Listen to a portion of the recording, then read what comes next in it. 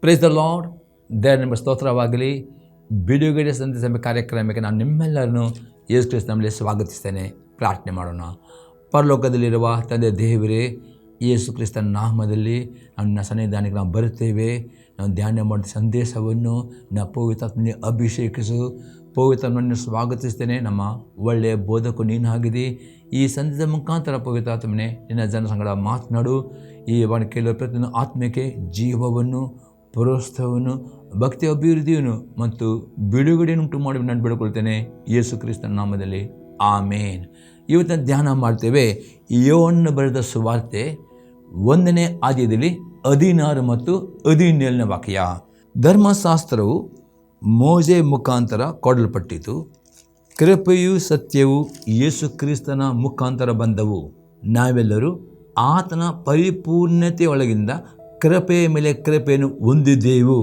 ಇಲ್ಲಿ ಯೋಹನನು ಹೀಗೆ ಹೇಳ್ತಾನೆ ಪ್ರಿಯರೇ, ಯೇಸು ಕ್ರಿಸ್ತನ ಮುಖಾಂತರ ಈ ಭೂಮಿಗೆ ಯೇಸು ಕ್ರಿಸ್ತನು ಬರುವಾಗ ಯೇಸು ಕ್ರಿಸ್ತನ ಮುಖಾಂತರ ಕೃಪೆಯು ಸತ್ಯವು ಯೇಸು ಕ್ರಿಸ್ತನ ಮುಖಾಂತರ ಬಂದವು ಮತ್ತು ಯೇಸು ಕ್ರಿಸ್ತನ ಪರಿಪೂರ್ಣತೆಯಿಂದ ಕೃಪೆಯ ಮೇಲೆ ಕೃಪೆಯನ್ನು ಹೊಂದಿದ್ದೇವೆ ಎಂಬುದಾಗಿ ಇಲ್ಲಿ ಯೋಹನ ಹೇಳ್ತಾನೆ. ಹಾಗಾದರೆ ಕೃಪೆ ಎಂದರೆ ಏನು? ಇದರ ಅರ್ಥ ಯೇಸು ಕ್ರಿಸ್ತನ ನಂಬಿರುವವರಿಗೆ ಏನು ಕೃಪೆ ಎಂದರೆ ಏನು? ಇದರ ಅರ್ಥ ಇದ್ದೇವೆ ನೋಡಬೇಕು. ಕೃಪೆ ಎಂದರೆ ಅರ್ಥವಾಗಿದೆ ದೇವರ ಅಪಾರಿಮಿತವಾದ ಪ್ರೀತಿ ಒಂದು ಅರ್ಥವಾಗಿದೆ.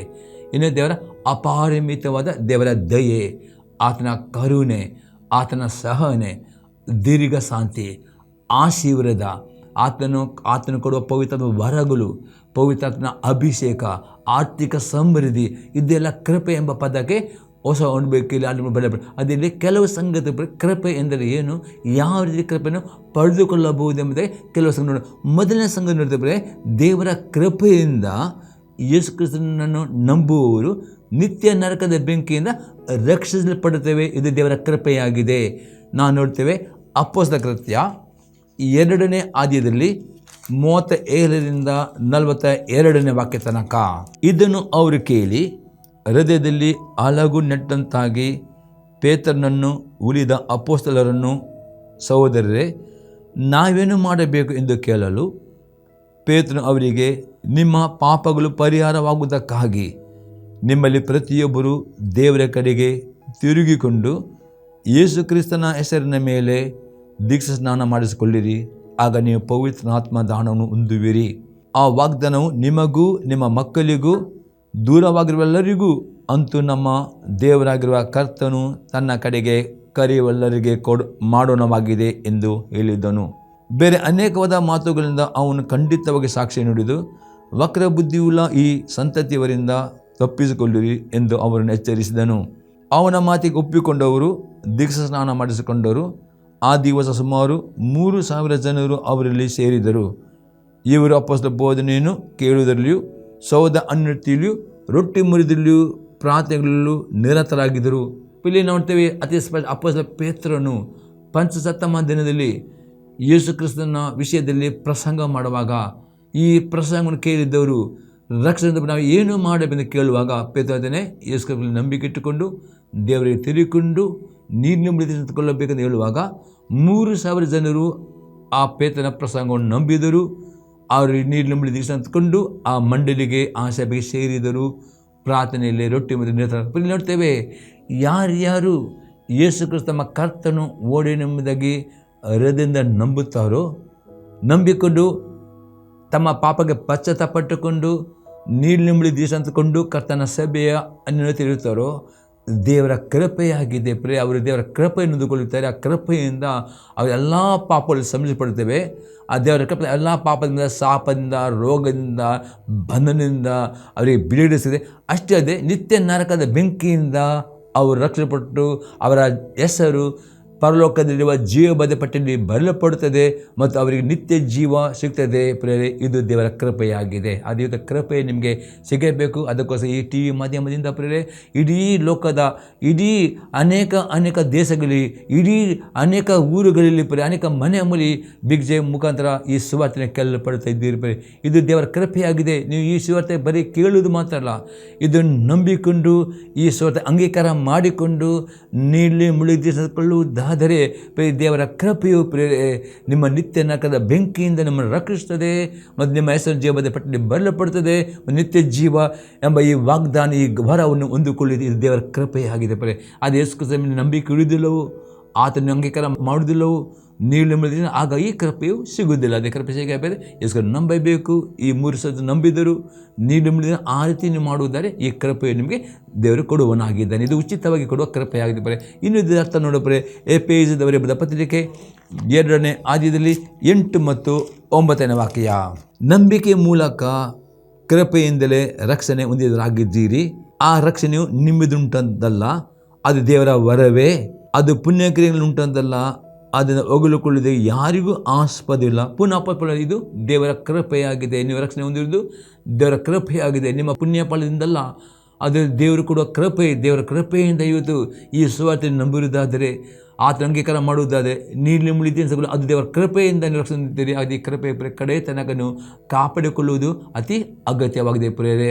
ಅದಕ್ಕೆ ನೀವು ಪ್ರತಿ ಆದಿತ್ಯವಾರ ಕರ್ತನ ಸಭೆಯಲ್ಲಿ ರೊಟ್ಟಿ ದರ್ಶನದಲ್ಲಿ ಪಾಲ್ಗೊಳ್ಳಬೇಕು, ಪ್ರಾರ್ಥನೆ ನಿರತರಬೇಕು. ಆ ಕೃಪೆಯಲ್ಲಿ ನಿಲ್ಲುವುದಾದರೆ 100% ಈ ಕೃಪೆ ನಿಮಗೆ ನಿತ್ಯ ನರಕದ ಬೆಂಕಿಯ ಮೇಲೆ ರಕ್ಷಣೆ ಕೊಡುತ್ತದೆ ಪ್ರಿಯರೇ. ಇನ್ನೊಂದು ಸಂಗತಿ ನೋಡಿ ಕೃಪೆಯಿಂದ ದೇವರ ಮಕ್ಕಳಾಗುತ್ತೇವೆ. ಅದು ದೇವರ ಕೃಪೆಯಾಗಿದೆ. ಯೋಹಾನನ ಸುವಾರ್ತೆ 1ನೇ ಅಧ್ಯಾಯದಲ್ಲಿ 12ನೇ ವಾಕ್ಯ. ಯಾರ್ಯಾರು ಆತನನ್ನು ಅಂಗೀಕರಿಸಿದರೋ, ಅಂದರೆ ಆತನ ಹೆಸರಲ್ಲಿ ನಂಬಿಕೆ ಇಟ್ಟರು, ಅವರಿಗೆ ದೇವರ ಮಕ್ಕಳು ಅಧಿಕಾರ ಕೊಟ್ಟನು. ಬರೀ ಹೇಳ್ತಾನೆ, ಇವತ್ತು ಯಾವುದೇ ಜಾತಿ ಧರ್ಮ ಯಾವುದಾವುದೇ ಇರಬಹುದು ಅಲ್ಲಿ ಯೇಸು ಕ್ರಿಸ್ತನು ಈ ಲೋಕ ಬಂದದ್ದು, ದೇವರು ಸೃಷ್ಟಿ ಮಾಡೋದು ಗಂಡು ಮತ್ತು ಹೆಣ್ಣು ಪ್ರಿಯರೇ, 2 ಜಾತಿ ಪ್ರಿಯರೇ. ಯಾರು ಇಲ್ಲ ಯೋನ್ ಹೇಳ್ತಾನೆ, ಯಾರು ಈ ಸುವಾರ್ತೆ ನಂಬುತ್ತಾರೋ ಮತ್ತು ಯೇಸು ಕ್ರಿಸ್ತನ ತಮ್ಮ ಕರ್ತವ್ಯವನ್ನು ಅಂಗೀಕಾರ ಮಾಡಿ ಅವರೆಲ್ಲರಿಗೂ ಪ್ರಿಯರೇ ದೇವರ ಮಕ್ಕಳ ಅಧಿಕಾರ ಸಿಗುತ್ತದೆ. ಬರೀ ದೇವರ ಕೃಪೆ ಆಗಿದೆ. ನಾವು ಯಾವುದೇ ಜಾತಿ ಇನ್ನಲ್ಲಿ ಬಂದಿರಬಹುದು. ಇಲ್ಲಿ ದೇವರ ಮಂದಿ ಗಂಡು ಮತ್ತು ಹೆಣ್ಣು ಇದೆ, 2 ಜಾತಿ ದೇವರು ಸೃಷ್ಟಿ ಮಾಡಿದ್ದಾನೆ. ಅದೇ ಇಲ್ಲಿ ಯೋನ್ ಹೇಳ್ತಾರೆ, ಯಾರು ಈ ಯೇಸು ಕ್ರಿಸ್ತನ ಸುವಾರ್ತೆ ನಂಬುತ್ತಾರೋ, ಆತನ ನಮ್ಮ ಕರ್ತವ್ಯ ಅಂಗೀಕಾರ ಅವರೆಲ್ಲರಿಗೂ ದೇವರ ಮಕ್ಕಳಾಗುವ ಒಂದು ಬಾಧ್ಯತೆ, ಒಂದು ಅಧಿಕಾರ ಕೊಳ್ಳು. ಇದು ದೇವರ ಕೃಪೆಯಾಗಿದೆ. ಇದು ದೇವರ ಕೃಪೆಯನ್ನು ದೇವರ ಮಕ್ಕಳಾಗಿದೆ. ಇನ್ನು ಇದರ ಅರ್ಥ ನೋಡು ರೋಮಾಪುರದ ಪತ್ರಿಕೆ 8ನೇ ಅಧ್ಯಾಯದಲ್ಲಿ 15ರಿಂದ 17ನೇ ವಾಕ್ಯ ತನಕ. ನೀವು ತಿರುಗಿ ಭಯದಲ್ಲಿ ಬೀಳುವ ಹಾಗೆ ದಾಸನ ಭಾವವನ್ನು ಹೊಂದಿದವರಲ್ಲ, ಮಗನ ಭಾವವನ್ನು ಹೊಂದಿದವರಾಗಿದ್ದೀರಿ. ಈ ಭಾವದಿಂದ ನಾವು ದೇವರನ್ನು ಅಪ್ಪ, ತಂದೆ ಎಂದು ಕೂಗುತ್ತೇವೆ. ಇದು ದೇವರ ಕೃಪೆಯಾಗಿದೆ. ಯೇಸು ನಂಬಿಕೆ ಇಟ್ಟವರಿಗೆ ದೇವರು ತನ್ನ ಪವಿತ್ರಾತ್ಮನನ್ನು ಕೊಡುತ್ತಾನೆ. ಈ ಪವಿತ್ರ ಆತ್ಮದಲ್ಲಿ ಬಂದು ನಿಮ್ಮ ಆತ್ಮ ಅಪ್ಪ ತಂದೆ ಕೂಗುವಂತೆ ದೇವರು ನಿಮಗೆ ಪವಿತ್ರ ಕೊಡುವುದು ದೇವರ ಕೃಪೆ ಎಂಬುದೇ ಹೇಳ್ತಾನೆ. ಅದನ್ನ ಮಕ್ಕಳು ನೋಡ್ತೇವೆ, ನಾವು ದೇವರ ಮಕ್ಕಳಾಗಿದ್ದೇವೆ. ಪವಿತ್ರಾತ್ಮನ ಆತ್ಮಂದೇ ಸಾಕ್ಷಿ ಹೇಳ್ತಾನೆ. ನಿಮ್ಮ ಆತ್ಮವೇ ನಿಮ್ಮ ಒಳಗೆ ಬಂದ ಪವಿತ್ರಾತ್ಮನು ನಿಮ್ಮ ಆತ್ಮದೊಂದಿಗೆ ಸಾಕ್ಷಿ ಕೊಡುತ್ತಾನೆ. ಯಾರು ನಿಮಗೆ ಹೇಳಬೇಕೆಂದರೆ ನೀವು ದೇವರ ಮಕ್ಕಳು, ನಿಮ್ಮ ಆತ್ಮವೇ. ನೀವು ಈ ಸುವಾರ್ತೆಯನ್ನು ಸರಿಯಾಗಿ ಕೇಳಿ ಇದನ್ನು ನಂಬಿಕೊಂಡು, ಹೌದು ಯೇಸುವೆ ನಿನ್ನ ಕರ್ತನು ಒಡೆಯನ್ನು ನಂಬುವುದಾದರೆ ಸಾಕು ಪ್ರಿಯರೇ. ಯೇಸುವೆ ನೀನು ನನ್ನ ಕರ್ತ ಒಡೆಯನಿಂದ ನನ್ನ ಹೃದಯ ಬಾಯಿಂದ ಅಂಗೀಕಾರ ಮಾಡುವುದಾದರೆ ಸಾಕು. ಹೃದಯ ನಿಮ್ಮ ಒಳಗೆ ದೇವರ ಆತ್ಮ ಬರ್ತಾನೆ. ದೇವರ ಆತ್ಮ ನಿಮ್ಮ ಆತ್ಮವು ಸಾಕ್ಷಿ ಕೊಡ್ತದೆ, ನೀವು ದೇವರ ಮಕ್ಕಳಾಗಿದ್ದೀರಿ ಎಂಬುದಾಗಿ ನಿಮ್ಮ ಆತ್ಮ ಗೊತ್ತೆ. ಅದು ದೇವರ ಕೃಪೆಯಾಗಿದೆ ಪ್ರಿಯರೇ. ಅಪ್ಪಸ್ಪಾಲ್ ಹೇಳ್ತಾನೆ, ಅದನ್ನ ಮಕ್ಕಳು ಹೇಳ್ತಾನೆ, ಮಕ್ಕಳಾಗಿದ್ದರೆ ಬಾಧ್ಯರಾಗಿದ್ದೇವೆ. ದೇವರಿಗೆ ಬಾಧ್ಯರು, ಕ್ರಿಸ್ತನೊಂದಿಗೆ ಬಾಧ್ಯರು. ಹೇಗೆಂದರೆ ಕ್ರಿಸ್ತನಿಗೆ ಸಂಭವಿಸಿದ ಬಾಧೆಗಳಲ್ಲಿ ನಾವು ಪಾಲುಗಾರಾಗುವುದಾದರೆ ಆತನ ಮಹಿಮೆಯಲ್ಲಿಯೂ ಪಾಲುಗಾರಾಗುವೆವು. ಅಪ್ಪ ನೀವು ದೇವರ ಮಕ್ಕಳಾಗುವುದಾದರೆ ಈ ದೇವರ ವಾಕ್ಯದಲ್ಲಿ ಬರೆಯಲ್ಪಟ್ಟ ಎಲ್ಲ ಆಶೀರ್ವಾದಕ್ಕೆ ನೀವು ಬಾಧ್ಯರು, ಪರಲೋಕ ನಿತ್ಯ ಜೀವಕ್ಕೆ ನೀವು ಬಾಧ್ಯರು. ಅದೇ ಕ್ರಿಸ್ತನ ನಂಬಿಕೆಯವರಿಗೆ ಬಂದ ಕಷ್ಟದ ಪಾಲುಗಾರ ನಿತ್ಯ ರಾಜ್ಯದಲ್ಲಿ ನೀವು ಪಾಲ್ಗೊಳ್ಳುತ್ತೆ. ಎಲ್ಲ ಬರೀ ಈ ಬೈಬಲ್ನಲ್ಲಿ ಇರುವ ಪ್ರತಿಯೊಂದು ಆಶೀರ್ವಾದಕ್ಕೆ ನೀವು ಬಾಧ್ಯರು. ಪರಲೋಕದಲ್ಲಿ ನಿಮಗೆ ನಿತ್ಯ ಜೀವಕ್ಕೆ ಬಾಧ್ಯ ಆಗುತ್ತೆ. ಇದು ದೇವರ ಕೃಪೆ ಆಗಿದೆ ಪ್ರೇರೆ. ಇನ್ನೊಂದು ವಿವರಣೆ ನಾವು ನೋಡ್ತೇವೆ ಪ್ರೇರೆ. 1ನೇ ಯೋಹಾನನ ಪತ್ರಿಕೆ 3ನೇ ಅಧ್ಯಾಯದಲ್ಲಿ 1ರಿಂದ 3ನೇ ವಾಕ್ಯ ತನಕ. ದೇವರ ಮಕ್ಕಳೆಂಬ ಹೆಸರನ್ನು ನಮಗೆ ಕೊಡುವುದರಲ್ಲಿ ತಂದೆಯು ಎಂಥ ಪ್ರೀತಿ ನಮ್ಮನ್ನು ಬಿಟ್ಟಿದ್ದನ್ನು ನೋಡಿರಿ. ಅಲ್ಲಿ ಅಪ್ಪಸ್ತಲ ಹೇಳ್ತಾನೆ, ದೇವರ ಮಕ್ಕಳೆಂಬ ಹೆಸರನ್ನು ದೇವರು ಕೊಟ್ಟುವುದರಲ್ಲಿ ದೇವರ ತಂದೆಯು ಎಂಥ ಪ್ರೀತಿ ಪ್ರೇರೆ. ಯಾರು ಆತನ ನಂಬಿಕೆ ಕೊಡುವವರಿಗೆ ಆ ಒಂದು ದೇವರ ಪ್ರೀತಿ ತೋರಿಸಿ ದೇವರ ಮಕ್ಕಳಾಗುವ ಅಧಿಕಾರ ಕೊಟ್ಟಿದ್ದಾನೆ ಎಂಬುದಾಗಿ ಅಪ್ಪಸ್ತಲ ಯೋಹಾನ ಹೇಳ್ತಾನೆ. ನಾವು ಆತನ ಮಕ್ಕಳಾಗಿದ್ದೇವೆ ಪ್ರಿಯ. ದೇವರ ಕೃಪೆಯಿಂದ ಇವತ್ತು ನಾವು ಮಕ್ಕಳಾಗಿದ್ದೇವೆ ಪ್ರಿಯ. ಇಲ್ಲಿ ನಾವು ಆತನ ಮಕ್ಕಳಾಗಿ ಎನ್ನಲಿಕ್ಕೆ ಸಾಧ್ಯವಿಲ್ಲ. ಅದೇ ದೇವರ ಕೃಪೆಯಿಂದ ಪ್ರಿಯ ದೇವರ ಮಕ್ಕಳಾಗಿದೆ ಎಂದು ಅಪ್ಪಸ್ತಲ ಪೌಲ ಹೇಳ್ತಾನೆ. ಈ ಕಾರಣದ ಲೋಕವು ನಮ್ಮನ್ನು ತಿಳಿದುಕೊಳ್ಳುವುದಿಲ್ಲ, ಅದು ಆತನ ತಿಳಿದುಕೊಳ್ಳಲಿಲ್ಲವಲ್ಲ ಪ್ರಿಯ. ಈಗ ದೇವರ ಮಕ್ಕಳಾಗಿದ್ದೇವೆ, ಮುಂದೆ ನಾವು ಏನಾಗುವೆವು ಅದಿನ್ನೂ ಪ್ರತ್ಯಕ್ಷವಾಗಲಿಲ್ಲ. ಕ್ರಿಸ್ತನ ಪ್ರತ್ಯಕ್ಷನಾದರೆ ನಾವು ಆತನ ಆಗಿರುವೆಂದು ಬಲ್ಲೆಯು. ಇವನು ಹೇಳ್ತಾನೆ, ಯೇಸು ಕ್ರಿಸ್ತನ ಪ್ರಿಯರೇ ಪರಲೋಕಕ್ಕೆ ಹೋಗಿದ್ದಾನೆ. ಅದು ಪುನಃ ಮಧ್ಯ ಆಕಾಶದಲ್ಲಿ ತುತ್ತೂರಿದೊಡನೆ ಸಭೆ ಎತ್ತುಕೊಂಡು ಬರುವಾಗ ಆತನ ನೋಡು ಪ್ರತಿ ಆತನ ಹಾಗೆ ಆಗುತ್ತೇವೆ ಎಂಬುದೇ ಅಪ್ಪಸ್ತಲ ಯೋಹನ ಹೇಳ್ತಾನೆ. ಮತ್ತು 3ನೇ ವಾಕ್ಯದಲ್ಲಿ ಬರುತ್ತದೆ, ಯಾಕೆಂದರೆ ಆತನ ಪ್ರಕಾರವೇ ಆತನ ನೋಡುವೆವು. ಆತನ ಮೇಲೆ ಈ ನಿರೀಕ್ಷೆ ಇಟ್ಟು ಪ್ರತಿಯೊಬ್ಬನು ಕ್ರಿಸ್ತನ ಶುದ್ಧನಾಗಿರುವಂತೆ ತನ್ನನ್ನು ಶುದ್ಧ ಮಾಡಿಕೊಳ್ಳುತ್ತಾನೆ. ದೇವರ ಕೃಪೆಯನ್ನು ಯೇಸು ನಂಬಿಕೊಳ್ಳುವ ಮುಖಾಂತರ ದೇವರ ಕೃಪೆಯಿಂದ ನಾವು ಆತನ ಮಕ್ಕಳಾಗಿದ್ದೀರಿ. ದೇವರ ಪವಿತ್ರತೆ ನೋಡ್ಕೊಂಡಿದ್ದೀರಿ. ಅಪ್ಪನಿಗೆ ಕೃಪೆಯಲ್ಲಿ ಬೆಳವಣಿಗೆ ಆಗಬೇಕು. ಈ ಕೃಪೆಯಲ್ಲಿ ನೀವು ಪರಿಶುದ್ಧ ಜೀವನ ಮಾಡಬೇಕಂದ್ರೆ ನಿಮಗೆ ನಿತ್ಯ ಜೀವ ಕೊಳ್ಳಲ್ಪಟ್ಟಿದೆ. ಯೇಸು ಕ್ರಿಸ್ತನು ಮಧ್ಯ ತುತ್ತಿರಿಯೊಡನೆ ಬರೋನು ಆತನ ಒಟ್ಟಿಗೆ ನಾವು ಒಯ್ಯಲು ಪಡುತ್ತೀರಿ. ಮೇಘ ವಿಮಾನದಲ್ಲಿ ನೀವು ಒಯ್ಯಲು ಪಡುತ್ತೀರಿ. ಈ ಕೃಪೆ ನಿಮಗೆ ಕೊಳ್ಳಲ್ಪಟ್ಟಿದೆ ಎಂಬುದಾಗಿ ನಾವು ನೋಡ್ತೇವೆ. ಅದು ಯೇಸು ನಂಬಿಕೊಳ್ಳುವ ಮುಖಾಂತರ ಇದು ಸಿಗುವ ಕೃಪೆ, ಇದು ಉಚಿತವಾದ ಆತನ ದಾನ ಎಂಬುದನ್ನು ನೋಡ್ತೇವೆ. ದೇವರ ಕೃಪೆಯಿಂದ ದೇವರ ವಾಗ್ದಾನ ಮಾಡಿದ ಎಲ್ಲ ಆಶೀರ್ವಾದಗಳನ್ನು ಹೊಂದಿಕೊಳ್ಳುತ್ತೇವೆ.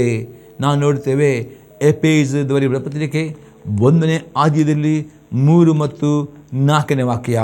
ನಮ್ಮ ಕರ್ತನಾದ ಯೇಸು ಕ್ರಿಸ್ತನ ದೇವರು ತಂದೆಯು ಆಗಿರುವ ಸ್ತೋತ್ರ, ಆತ ಪರಲೋಕದಲ್ಲಿನ ಸಕಲ ಆತ್ಮೀಯ ವರಗಳು ನಮಗೆ ಅನುಗ್ರಹಿಸಿದ್ದಾನೆ. ಹೇಳ್ತಾನೆ, ಯೇಸು ಕ್ರಿಸ್ತನು ಮುಖಾಂತರ ದೇವರು ವಾಗ್ದಾನ ಮಾಡಿದ ಎಲ್ಲ ಆಶೀರ್ವಾದ ದೇವರು ಧರ್ಮಸ್ಕರಣ ಪುಸ್ತಕ 28ನೇ ಅಧ್ಯಾಯದಲ್ಲಿ 1-14ನೇ ವಾಕ್ಯದ ವಾಗ್ದಾನ ಎಲ್ಲ ಆಶೀರ್ವಾದಗಳನ್ನು ಯೇಸು ನಂಬಿಕೆ ಇಡುವವರಿಗೆ ದೇವರು ಕೊಟ್ಟಿದ್ದಾನೆ. ಅದರೊಟ್ಟಿಗೆ ಆತ್ಮಿಕ ಆಶೀರ್ವಾದಗಳನ್ನು ಕೊಟ್ಟಿದ್ದಾನೆ ಎಂಬುದು ಅಪೊಸ್ತಲನು ಹೇಳ್ತಾನೆ. ಅದು ಈ ಕೃಪೆಯಾಗಿದೆ. ದೇವರು ಕೊಡುವ ಆಶೀರ್ವಾದ ಅದು ಕೃಪೆಯಾಗಿದೆ. ಈ ಕೃಪೆ ಒಂದೇ ಕೊಳ್ಳಬೇಕು. ಅಥವಾ ಈ ಯೋಚನೆ ಇಲ್ಲಿ ಖಂಡಿಸಿ 4ನೇ ವಾಕ್ಯದಲ್ಲಿ, ಹೇಗೆಂದರೆ ನಾವು ಪ್ರೀತಿಯಲ್ಲಿ ನಡೆದು ಆತನ ಸನ್ನಿಧಿಯಲ್ಲಿ ಪರಿಶುದ್ಧರು ದೋಷವಿಲ್ಲದವರು ಆಗಿರಬೇಕು. ನಮ್ಮನ್ನು ಜಗತ್ತು ಮುಂಚೆ ಕ್ರಿಸ್ತನ ಆರಿಸಿಕೊಂಡನು. ಅತಿ ಸ್ಪಷ್ಟ ಹೇಳ್ತಾನೆ, ದೇವರು ಯೇಸು ಕ್ರಿಸ್ತನ ಮುಖಾಂತರ ಸಕಲ ಆಶೀರ್ವಾದ ಅಂದರೆ ಆರ್ಥಿಕ ಆಶೀರ್ವಾದ, ಭೌತಿಕ ಆಶೀರ್ವಾದ, ಕೌಟುಂಬಿಕ ಆಶೀರ್ವಾದ, ಹಾಗೆ ಪವಿತ್ರಾತ್ಮ ವರಗಳು, ಈ ಆಶೀರ್ವಾದ ಎಲ್ಲ ಆತ್ಮ ಯೇಸು ಕ್ರಿಸ್ತನ ಮುಖಾಂತರ ಕೊಟ್ಟಿದ್ದಾನೆ. ಈ ಕೃಪೆ, ಈ ಆಶೀರ್ವಾದ ಎಂಬ ಈ ಕೃಪೆ ಎಂದು ನೀವು ಆತನ ಸನ್ನಿಧಿಯಲ್ಲಿ ಪರಿಶುದ್ಧರು ದೋಷರು ಆಗಿ ಜೀವಿಸಿದರೆ ಈ ಕೃಪೆಯನ್ನು ಹೊಂದಿಕೊಳ್ಳುತ್ತೀರಿ ಎಂಬುದೇ ಅಪೊಸ್ತಲನು ಅತಿ ಸ್ಪಷ್ಟ ಹೇಳ್ತಾರೆ. ಇನ್ನು ಈ ವಾಕ್ಯ ನಾವು ಕೀರ್ತನೆ 84 ಅದರಲ್ಲಿ 11 ಮತ್ತು 12ನೇ ವಾಕ್ಯದಲ್ಲಿ ನಾವು ಇದು ನೋಡೋ ಪ್ರೇರೆ. ಯೆಹೋವ ದೇವರು ಸೂರ್ಯನು ಗೊರನು ಆಗಿದ್ದನಲ್ಲ, ಯೆಹೋವನ ಕೃಪೆಯನ್ನು ಘನವನ್ನು ಅನುಗ್ರಹಿಸುವನು. ಆತ ಸದ್ಭಕ್ತರಿಗೆ ಯಾವ ಶುಭವನ್ನು ದಯಪಾಲಿಸದೇ ಇದ್ದಾನು. ಸೇನಾದ ಯೆಹೋವನೇ, ನಿನ್ನಲ್ಲಿ ಭರವಸೆ ಮನುಷ್ಯನು ಧನ್ಯನು. ಇಲ್ಲಿ ನೋಡ್ತೇವೆ ದಾವೀದನು ಹೇಳ್ತಾನೆ ಪ್ರೇರೆ, ಈ ಕೀರ್ತನೆಗಾರನು ಹೇಳ್ತಾನೆ ಪ್ರೇರೆ ಯಾರ್ಯಾರು ಯೇಸು ನಂಬಿ ಇಟ್ಟುಕೊಂಡು ನೀಡಲಿ ಮುಳುಗಿ ಅಂದುಕೊಂಡು ಸದ್ಭಕ್ತರಾಗಿ ಜೀವಿಸ್ತಾರೋ ಅವರಿಗೆ ಈ ದೇವರ ಕೃಪೆ ಅಂದರೆ ದೇವರ ಆಶೀರ್ವಾದ ಎಲ್ಲ ಶುಭವನ್ನು ದೇವರು ಅವರಿಗೆ ಕೊಡುತ್ತಾನೆ. ಯಾರು ಯೇಸು ಕ್ರಿಸ್ತನನ್ನು ನಂಬಿಕೆ ಇಡುತ್ತಾರೋ ಆ ದೇವರನ್ನ ಮೇಲೆ ಪರಿಪೂರ್ಣ ಭರವಸೆ ಇಟ್ಟುಕೊಳ್ತಾರೋ ಮತ್ತು ಸದ್ಭಕ್ತರಾಗಿ ಜೀವಿತ ಆಗದೆ ಇವತ್ತು ದೇವರು ಯೇಸು ಕ್ರಿಸ್ತನ ಮುಖಾಂತರ ಎಲ್ಲ ಆತ್ಮೀಯ ಆಶೀರ್ವಾದಗಳನ್ನು ಭೌತಿಕ ಕೌಟುಂಬಿಕ ಆಶೀರ್ವಾದಗಳನ್ನು ವಾಗ್ದಾನ ಮಾಡಿದ್ದಾನೆ. ಯಾರ್ಯಾರು ಯೇಸು ನಂಬಿಕೆ ಇಟ್ಟುಕೊಂಡು ಪರಿಶುದ್ಧರು ದೋಷವಿಲ್ಲದವರಾಗಿ ಸದ್ಭಕ್ತಿ ಅವರೆಲ್ಲರಿಗೆ ಈ ಕೃಪೆ ಎಂಬ ಆಶೀರ್ವಾದವನ್ನು ಉದಾರವಾಗಿ ಕೊಡುವನು ಆಗಿದ್ದಾನೆ ಪ್ರಿಯರೇ. ಇದು ದೇವರ ಕೃಪೆಯಾಗಿದೆ ಪ್ರಿಯರೇ. 4ನೇ ಅರ್ಥ ನೋಡ್ತೇವೆ ಕೃಪೆಯ ಬಗ್ಗೆ. ದೇವರು ಪ್ರಾರ್ಥನೆ ಮಾಡಲಿಕ್ಕೆ ಆತನ ಕೃಪೆಯ ಆತ್ಮವನ್ನು ಕೊಡುತ್ತಾನೆ. ನಾವು ನೋಡ್ತೇವೆ ರೋಮಾಪುರದವರಿಗೆ ಪತ್ರಿಕೆ 8ನೇ ಅಧ್ಯಾಯದಲ್ಲಿ 26 ಮತ್ತು 27ನೇ ವಾಕ್ಯ. ಹಾಗೆ ಪವಿತ್ರಾತ್ಮನು ಸಹ ನಮ್ಮ ಆಸಕ್ತಿ ನೋಡಿ ಸಹಾಯ ಮಾಡುತ್ತಾನೆ. ಹೇಗೆಂದರೆ ನಾವು ತಕ್ಕ ಪ್ರಕಾರ ಏನು ಬೇಡಿಕೊಳ್ಳಬೇಕು ನಮಗೆ ಗೊತ್ತಿಲ್ಲದರಿಂದ ಪವಿತ್ರ ಆತ್ಮನು ತಾನೇ ಮಾತಿಲ್ಲದಂಥ ನರಳಾಟದಿಂದ ನಮಗೋಸ್ಕರ ಬೇಡಿಕೊಳ್ಳುತ್ತಾನೆ. ಹೇಳ್ತೇನೆ ಇವತ್ತು ನಿಮಗೆ ದೀರ್ಘಕಾಲ ಏಕೆ ಪ್ರಾರ್ಥನೆ ಮಾಡೋದು ಕೆಲಸ ಗೊತ್ತಾಗುವುದಿಲ್ಲ.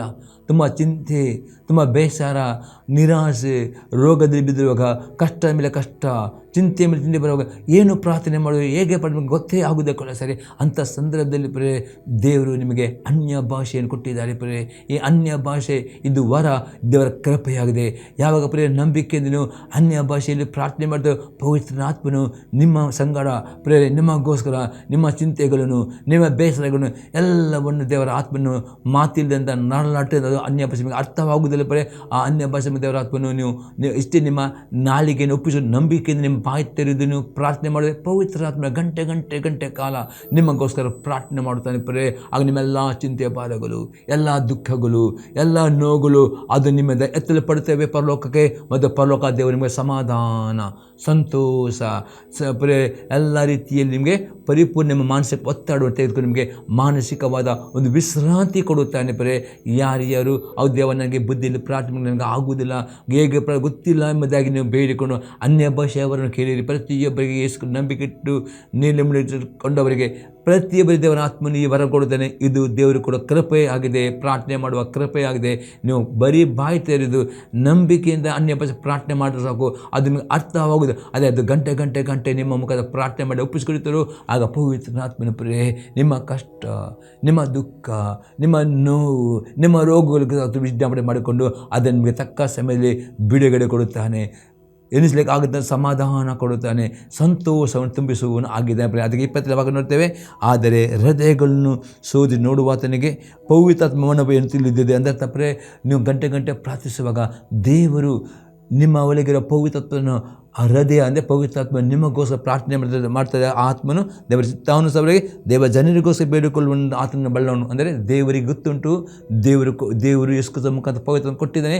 ಈ ಪವಿತ್ರಾತ್ಮನು ನೀವು ಪ್ರಾರ್ಥನೆ ಮಾಡುವ ಆಗ ನಿಮ್ಮ ಆತ್ಮನ ಮುಖಾಂತರ ತೊದಲು ಮಾತಿನಿಂದ ಅನ್ಯ ಪ್ರಾರ್ಥನೆ ಮಾಡುವಾಗ ಆ ಪವಿತ್ರ ನಿಮಗೋಸ್ಕರ ಪ್ರಾರ್ಥನೆ ಮಾಡೋದು ಮಾತಲ್ಲ, ದೇವರ ಮಕ್ಕಳಿಗೋಸ್ಕರ, ನಿಮ್ಮ ಕುಟುಂಬಕ್ಕೋಸ್ಕರ ಅದು ಪ್ರಾರ್ಥನೆ ಮಾಡ್ತಾ ದೇವರು ತಿಳಿದವನಾಗಿದೆ. ಮತ್ತು ಆ ಪ್ರಾರ್ಥನೆಯು 100% ದೇವರು ಕೇಳುತ್ತಾನೆ.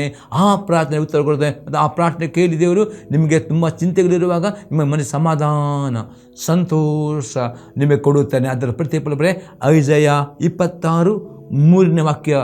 ಆ ಸಮಾಧಾನ ನೀವು ಹೊಂದುತ್ತೀರಿ. ಐಜಯ 26:3 ವಾಕ್ಯ. ಈ ರೀತಿಯ ಸಮಾಧಾನ ನೀವು ಹೊಂದಿಕೊಳ್ಳಿದ್ದೀರಿ. ಅನ್ಯ ಭಾಷೆಯಲ್ಲಿ ನೀವು ಪ್ರಾರ್ಥನೆ ಮಾಡುವಾಗ ತೀರಚಿತ್ತನನ್ನು ಶಾಂತಿಯಲ್ಲಿ ನೆಲೆಸಿ ಕಾಯುವಿ, ಅವನಿನಲ್ಲಿ ಭರವಸೆವಿದೆ. ಬರೀ ಅನ್ಯ ಭಾಷೆ ನೀವು ದೀರ್ಘಕಾಲ ಪ್ರಾರ್ಥನೆ ಮಾಡಿ ಎಷ್ಟೋ ನಿಮ್ಮ ಚಿಂತೆಗಳು ಇರಬಹುದು, ಬೇಸರಗಳು, ನಿರಾಸೆ ಇರಬಹುದು, ಜಿಗುಪ್ಸೆ ಅದೆಲ್ಲ ಹೋಗಿ ಈ ರೀತಿ ನೀವು ಹೊಂದುತ್ತೀರಿ. ನಿಮ್ಮ ಮನಸ್ಸು ಸ್ಥಿರ ಚಿತ್ತವನ್ನು ಹೊಂದುತ್ತೀರಿ.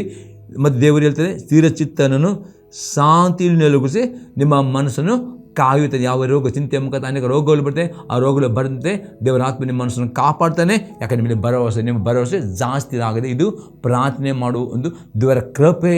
ಪ್ರೇರೆ ಎಷ್ಟು ನಂಬಿಕೆ ಇಡ್ತೀರೋ ಪ್ರೇರೆ ದೇವರ ಹತ್ರ ಬೇಡುವ ದೇವರಿಗೆ ಪ್ರಾರ್ಥನೆ ಮಾಡುವ ಕೃಪೆ. ಅಥವಾ ಪ್ರಾರ್ಥನೆ ಮಾಡುವ ಭಾಷೆ ಇಂಗ್ಲೀಷ್ ಅಂದರೆ prayer language of the Holy Spirit ಎಂದು ಕರೀತಾರೆ. ಅಥವಾ ಗಿಫ್ಟ್ ಆಫ್ ಟಂಗ್ಸ್ ಇರುತ್ತೆ, ಕಂಡ ವಾಣಿಯನ್ನಾಡುವಂಥ ಇದು ದೇವರ ಆತ್ಮನ ಕೊಡುವ ಗಿಫ್ಟ್. ಪ್ರತಿಯೊಬ್ಬರಿಗೂ ಕೊಡುವ ಇದು ಪ್ರಾರ್ಥನೆ ಮಾಡುವ ಕೃಪೆಯಾಗಿದೆ ಪ್ರೇರೆ. 5ನೇ ಕೃಪೆ ನಾವು ನೋಡ್ತೇವೆ. ದೇವರ ಕೃಪೆ ನಮ್ಮನ್ನು ಎಲ್ಲ ಆರ್ಥಿಕ ಕೊರತೆಗಳನ್ನು ನೀಗಿಸ್ತದೆ. ನಾವು ನೋಡ್ತೇವೆ 2ನೇ ಕೊರಿಂಥದವರಿಗೆ ಬರೆದ ಪತ್ರಿಕೆ 8ನೇ ಅಧ್ಯಾಯದಲ್ಲಿ 9ನೇ ವಾಕ್ಯ. ನಮ್ಮ ಕರ್ತನಾದ ಯೇಸು ಕ್ರಿಸ್ತನ ಕೃಪೆಯು ನಿಮಗೆ ಗೊತ್ತಾಗಿದೆಯಲ್ಲ, ಆತನು ಐಶ್ವರ್ಯವಂತನಾಗಿದ್ದು ತಾನು ಬಡತನದಲ್ಲಿ ಸೇರುವುದರಿಂದ ನೀವು ಐಶ್ವರ್ಯವಂತರಾಗಬೇಕೆಂದು ನಿಮಗೋಸ್ಕರ ಬಡವನಾದನು.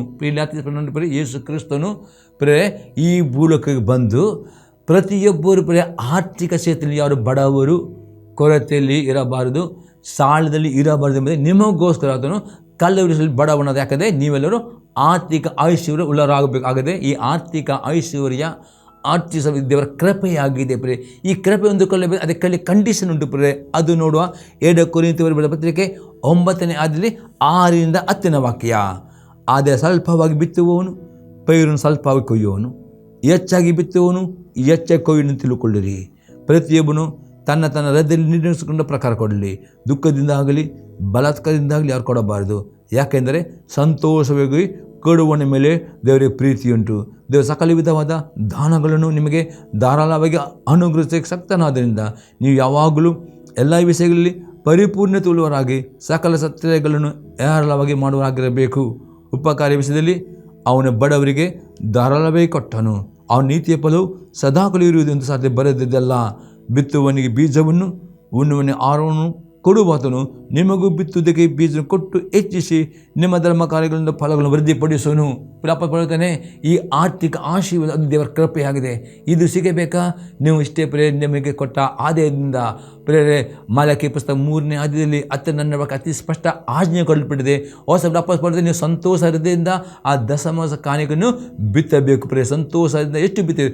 ದಶಮಾಂಶ ಬಿತ್ತುತ್ತೀರೋ ಅದಕ್ಕೆ ಹೆಚ್ಚಾಗಿ ಕಾಣಿಕೆ ಬಿತ್ತಿ ನೀವು ಬಿತ್ತಿದ ಪ್ರಕಾರ ನಿಮ್ಗೆ ಆರ್ಥಿಕ ಆಶೀರ್ವಾದ, ಆರ್ಥಿಕ ಸಮೃದ್ಧಿ ಐಶ್ವರ್ಯವಂತರ ಕೃಪೆ ದೇವರು ಕೊಡುತ್ತಾನೆ. ಪ್ರಿಯರೇ, ಅದೇ ಕೃಪೆ ನಿಮಗೆ ಎಲ್ಲರಿಗೂ ಕೊಡುತ್ತಾನೆ. ಅದಿಷ್ಟೇ ದೇವರ ವಾಕ್ಯದ ಪ್ರಕಾರ ನೀವು ದೇವರಿಗೆ ಕೊಡುವ ದಶಮಾಂಶ ಕಾಣಿಕೆಯನ್ನು ನಂಬಿಕಸ್ಥರಾಗಿ ಪ್ರೀತಿಪೂರ್ವಕವಾಗಿ ಅದನ್ನು ಬಿತ್ತಬೇಕು. ದೇವರ ರಾಜ್ಯದಲ್ಲಿ ಬಿತ್ತಬೇಕು, ದೇವರ ಸಭೆಯಲ್ಲಿ ಬಿತ್ತಬೇಕು. ಇದು ಬಿತ್ತುವಾಗ ಆ ಪ್ರಕಾರ ದೇವರು ಕೃಪೆ ಸಮೃದ್ಧಿ ಕೊಡುತ್ತಾನೆ ಎಂಬ ಇದು ಕೃಪೆ ದೇವರು ಕೊಡುವುದಾಗಿದೆ. ಪ್ರಿಯರೇ, ಅದಕ್ಕೆ ಇನ್ನೊಂದು ವಾಕ್ಯ ನೋಡುವ. ಫಿಲಿಪ್ಪಿಯವರಿಗೆ ಬರೆದ ಪತ್ರಿಕೆ 4ನೇ ಅಧ್ಯಾಯದಲ್ಲಿ 18 ಮತ್ತು 19ನೇ ವಾಕ್ಯ. ಎಪಫ್ರೊದಿತನ ಕೈಯಿಂದ ನೀವು ಕೊಟ್ಟು ಕಳುಹಿಸಿದು ನನಗೆ ತಲುಪಲಾಗಿ ನಾನು ತುಂಬಿ ತುಳುಕಿದವನಾಗಿದ್ದೇನೆ. ಅದು ದೇವರಿಗೆ ಮೆಚ್ಚುಗೆಯಾದದು. ಸುಗಂಧ ವಾಸನೆಯೇ ಇಷ್ಟ ಯಜ್ಞವೇ.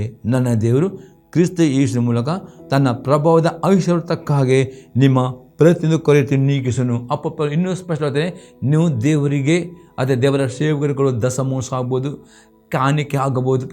ಇದು ದೇವರ ಸೇವೆಗೆ ಕೈಯಲ್ಲಿ ನೀವು ಕೊಡುವುದಾದರೆ ಪೌಲನು ಹೇಳ್ತಾನೆ, ಪೌಲನಿಗೆ ಎಪಫ್ರೊದಿತನು ಕೊಟ್ಟ ದಶಮಾಂಶ ಕೊಟ್ಟ ಕಾಣಿಕೆ ಅಥವಾ ಹೇಳ್ತಾನೆ ಆ ದೇವರಿಗೆ ಒಂದು ಇಷ್ಟವಾದ ಯಜ್ಞವಾಯಿತು, ಅದು ಸುಗಂಧ ವಾಸನೆ ಎಂಬುದು ಅದನ್ನು ದೇವರು ಒಪ್ಪಿಸಿಕೊಡುವಾಗ 19 ವಾಕ್ಯ ಹೇಳ್ತಾನೆ, ನನ್ನ ದೇವರು ಕ್ರಿಸ್ತ ಯೇಸುವಿನ ಮೂಲಕ ತನ್ನ ಪ್ರಭಾವದ ಐಶ್ವರ್ಯಕ್ಕೆ ನಿಮ್ಮ ಪ್ರತಿಯೊಂದು ಕೊರತೆ ನೀಗಿಸ್ತಾನೆ. ಹಾಗಾದರೆ ಈ ಕೃಪೆ ನಿಮಗೆ ಯೇಸು ಕ್ರಿಸ್ತನ ಮುಖಾಂತರ ಸಿಗಬೇಕಾದಿಷ್ಟೇ ದೇವರ ವಾಕ್ಯದಲ್ಲಿ ಅಲ್ಲೊಂದು ಅತಿ ಸ್ಪಷ್ಟವಾಗಿ ಹೇಳ್ತದೆ. ಮಲಕೆ 3:10 ವಾಕ್ಯದಲ್ಲಿ ನಿಮ್ಮ ದಶಮಾಂಶವನ್ನು ಕಾಣಿಕೆಯನ್ನು ಯಾವತ್ತಿಗೂ ಬಂಡರಿ ಬಂಡಿರಿ ಮತ್ತು ನನ್ನ ಪರೀಕ್ಷಿಸಿರಿ, ನನ್ನ ಪರವಾಗಿ ದ್ವಾರಗಳನ್ನು ತೆರೆದು ನಿಮ್ಮ ಸ್ಥಳ ಇಳಿಸುವ ಸುರಿತ ಎಂಬ ಈ ಆಜ್ಞೆಯನ್ನು ಮನಪೂರ್ವಕವಾಗಿ ಹೃದಯಪೂರ್ವಕವಾಗಿ ಸಂತೋಷದಿಂದ ನಂಬಿಕೆಯಿಂದ ಪೂರ್ಣ ಪ್ರೀತಿಯಿಂದ ಈ ಹೊಸ ಅದು ಬೀಜ ಆಗಿದೆ. ಈ ನಂಬಿಕೆ ಈ ಬೀಜವನ್ನು ಬಿತ್ತಿರುತ್ತರೆ ಪೌಲನು ದೇವರ ಕೃಪೆ ದೇವರು ಕೊಡುತ್ತಾನೆ. ನಿಮ್ಮ ಆರ್ಥಿಕ ಬಡತನ ಕೊರತೆ ಸಾಲ ನೀಗಿಸಿ ಆರ್ಥಿಕ ಐಶ್ವರ್ಯವಾಗಿ ಮಾಡುತ್ತಾರೆ. ಇದು ದೇವರ ಕೃಪೆ ಆಗಿದೆ. ಪ್ರಿಯರೇ, ಈಗ 6ನೇ ಕೃಪೆ ನೋಡ್ತೇವೆ. ದೇವರ ಕೃಪೆಯು ನಮ್ಮನ್ನು ಸಂಪೂರ್ಣವಾಗಿ ನೀತಿವಂತರನ್ನಾಗಿ ಮಾಡುತ್ತದೆ. ಪೇತ್ರನ ಬರೆದ ಮೊದಲನೇ ಪತ್ರಿಕೆ 5ನೇ ಅಧ್ಯಾಯದಲ್ಲಿ 10ನೇ ವಾಕ್ಯ. ಕ್ರಿಸ್ತನಲ್ಲಿ ನಿಮ್ಮನ್ನು ತನ್ನ ನಿತ್ಯ ಪ್ರಭಾವ ಕರೆದ ಕೃಪಾಪೂರ್ಣ ದೇವರು ತಾನೇ ನೀವು ಸ್ವಲ್ಪ ಕಾಲ ಬಾಧೆ ಪಟ್ಟ ಮೇಲೆ ನಿಮ್ಮನ್ನು ಯೋಗ್ಯ ಸ್ಥಿತಿಗೆ ತಂದು ನೆಲೆಗೊಳಿಸಿ ಬಲಪಡಿಸುವನು. ಪೇತ್ರನೇ ಯೇಸು ನಂಬಿಕೆ ಇಟ್ಟವರನ್ನು ನೀಲಿ ಮುಳಿದುಕೊಂಡವರನ್ನು ದೇವರು ನಿತ್ಯ ಪ್ರಭಾವ ಎಂದರೆ ನಿತ್ಯ ಜೀವಕ್ಕೆ ನಿಮ್ಮನ್ನು ಕರೆಯಲ್ಪಟ್ಟ ಪ್ರತಿಯೊಬ್ಬರನ್ನು ಆತನು ಸ್ವಲ್ಪ ಕಾಲ ಕೆಲವು ಬಾಧೆಗಳ ಮುಖಾಂತರವಾಗಿ ಪರಿಪೂರ್ಣ ಪರಿಶುದ್ಧರನ್ನಾಗಿ ನೀತಿವಂತ ಮಾಡಿಕೊಂಡು ಪರಲೋಕದಲ್ಲಿ ಅದು ದೇವರ ಕೃಪೆ ಆಗಿದೆ. ದೇವರ ಕೃಪೆಯಿಂದ ಪ್ರಿಯತು ಇದು ನಂಬಿಕೆ ನೀತಿವಂತರಾಗಿದ್ದೀರಿ. ಆ ನೀತಿವಂತರಲ್ಲಿ ಪರಿಪೂರ್ಣವಾಗಿ ದೇವರು ಆ ಬಾಧೆಗಳ ಮುಖಾಂತರ ಸಂಪೂರ್ಣವಾಗಿ ಪರಿಪೂರ್ಣ ಮಾಡಿ ಪರಲೋಕ ಇದು ದೇವರ ಕೃಪೆ ಆಗಿದೆ ಎಂಬುದೇ ಪೇತ್ರನು ಹೇಳ್ತಾನೆ. 7ನೇ ಕೃಪೆ ಆಗಿದೆ. ಕಷ್ಟಗಳನ್ನು ಸಹಿಸೋದಕ್ಕೆ ದೇವರು ಶಕ್ತಿಯನ್ನು ತಾಳ್ಮೆಯನ್ನು ಕೊಡುತ್ತೆ. ಅದು ದೇವರ ಕೃಪೆಯಾಗಿದೆ. ನಾವು ನೋಡ್ತೇವೆ 1ನೇ ಕೊರಿಂಥಿಯದವರಿಗೆ ಪತ್ರಿಕೆ 10ನೇ ಅಧ್ಯಾಯದಲ್ಲಿ 13ನೇ ವಾಕ್ಯ. ಮನುಷ್ಯರು ಸಹಿಸಬಹುದಾದ ಶೋಧನೆ ಹೊರತು ಬೇರೆ ಯಾವುದು ನಿಮಗೆ ಸಂಭವಿಸಲಿಲ್ಲ. ದೇವರು ನಂಬಿಗಸ್ತನು. ನಿಮ್ಮ ಶಕ್ತಿಯನ್ನು ಮೀರುವ ಶೋಧನೆಯನ್ನು ನಿಮಗೆ ಬರಗೂಡಿಸದೆ ನೀವು ಅದನ್ನು ಸಹಿಸೋದಕ್ಕೆ ಶಕ್ತರಾಗುವಂತೆ ಶೋಧನೆ ಆಗುತ್ತಲೇ ತಪ್ಪಿದ ಮಾರ್ಗವನ್ನು ಸಿದ್ಧ ಮಾಡೋಣ.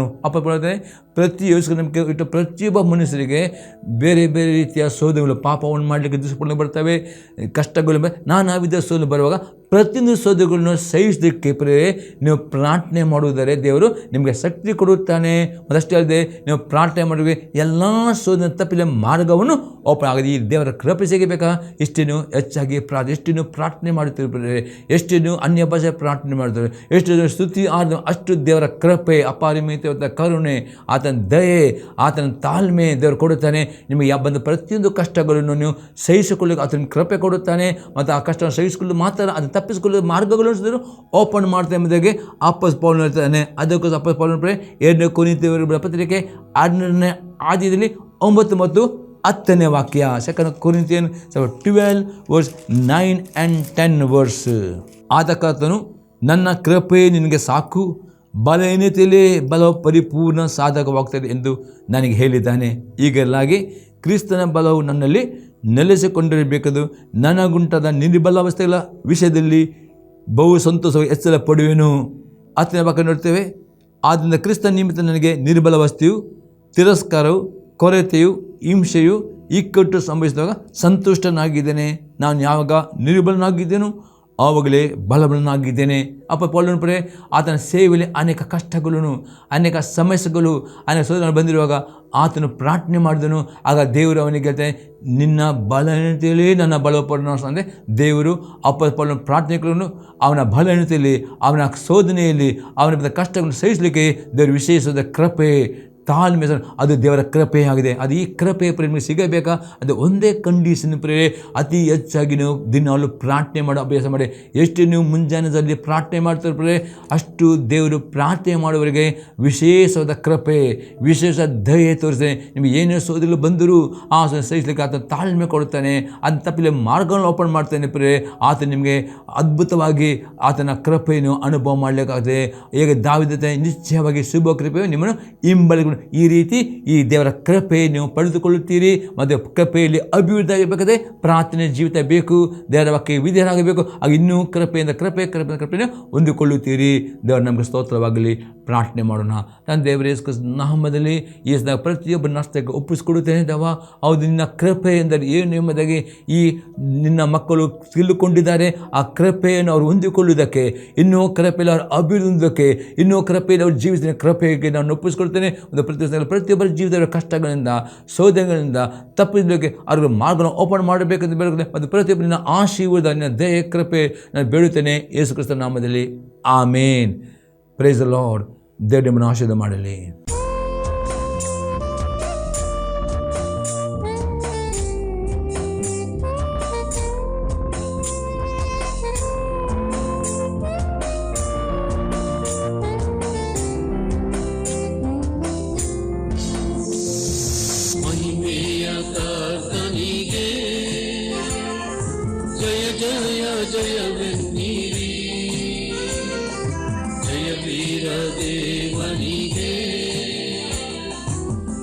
ಸ್ತುತಿ ತನ್ನೀರೇ